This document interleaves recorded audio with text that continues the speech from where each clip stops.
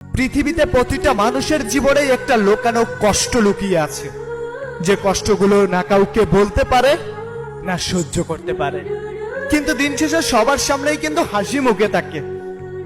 তার জীবনেও কষ্ট আছে, কান্না সেও করে, কিন্তু সবার সামনে লুকানোর চেষ্টা করে। আরে সবসময় হাসি খুশি থাকা মানুষগুলাকে একটু বুকে জড়িয়ে নাও। তোমার যদি মানুষকে অনুভব করার ক্ষমতা থাকে তাহলে বুঝতে পারবে কতটা কষ্ট নিয়ে সেও দিন যাপন করছে।